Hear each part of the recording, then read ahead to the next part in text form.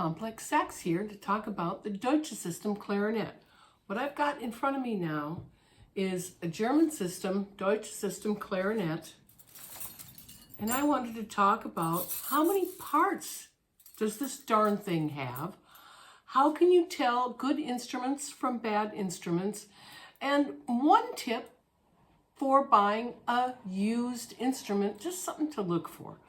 So let's start off with how many parts do we have with this darn thing?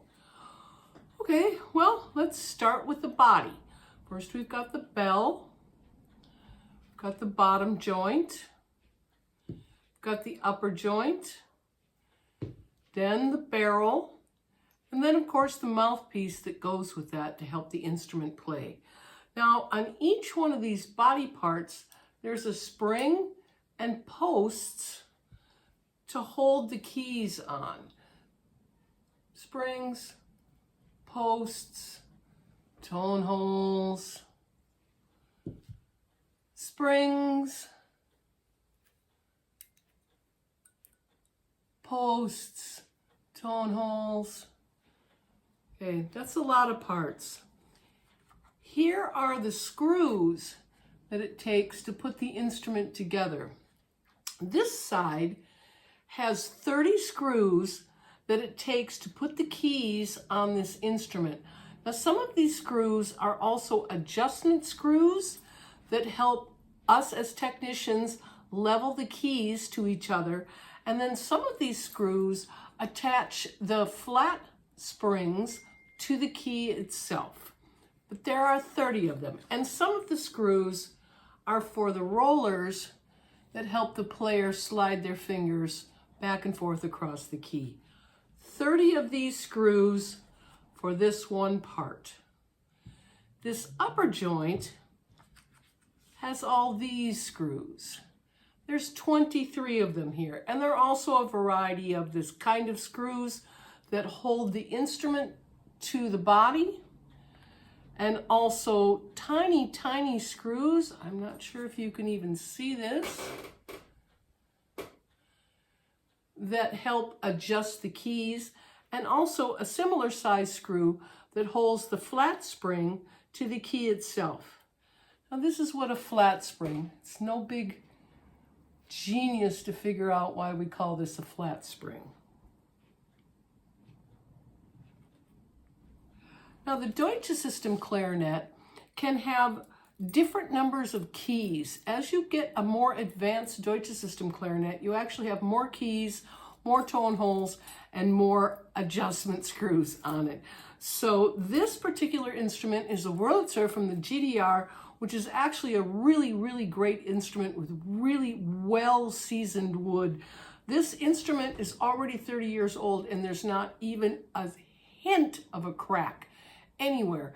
And the tone holes, which usually get a lot of wear and tear because they get wet and dry and wet and dry, and everybody knows what happens to wood when it gets wet and dry and wet and dry, it starts to split apart. These tone holes are in really good shape for such an old instrument. Now, how do we tell what is a quality instrument and what is just a piece of junk? Well, this is actually information you already possess. You've just never had a chance to have it translated into musical instruments. So is it good quality or is it poor quality? Let's talk about a car. Okay, everybody's got cars. Everybody knows what that's about. Okay, what's the difference between a good quality car and a poor quality car? Couple of points. A good quality car can be repaired. There are replacement parts available. The materials it's made out of are quality, so they're not going to snap and break with just the slightest pressure. And it ages well. With instruments, it's exactly the same thing. Is the thing repairable? Can I get replacement parts for it? Are the materials used to make the instrument, the brass for the keys, the nickel or silver plating, the wood that it's used, or the plastic that it's made out of, or the brass that it's made out of, or the silver that it's made out of? What kind of quality is this? And with an instrument, especially with a used instrument, who was playing it? Because there's a great big difference between an adult playing their beloved instrument and a child as a beginner who's never had a chance to learn how to handle something so delicate. So, things you already know about buying an instrument. Let's talk about sports equipment and musical instruments. So a lot of people already know about sports equipment.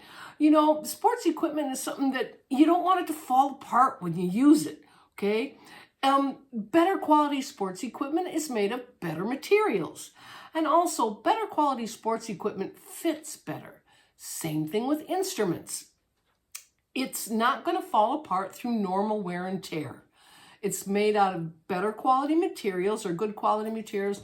And when the instrument is in your hand, it feels right. You already have this information. And one final tip for people who are buying used clarinets, one thing that you want to check on the instrument. So the instrument is clarinets, they're in multiple parts. And the parts have these things called tenon rings on them. They're there to help support the joint and to help prevent cracking. Now you'll see on this instrument, all the styles of the tenon rings match. That way you know it's all the same instrument. Because, for example, this barrel doesn't have any marking on it, none at all. And so how would you know that it went with this instrument? And it also has a slightly different finish because it actually gets handled more than the rest of the instrument. Look at the tenon rings. Next time you're trying to buy a used clarinet and you want to know if it's maybe worth it or it's just a bunch of jumbled parts together, look at the tenon rings. If you like what you see and you want more information about instruments, go ahead and comment. Follow me if you want, and in the meantime, enjoy your music. Thank you so much.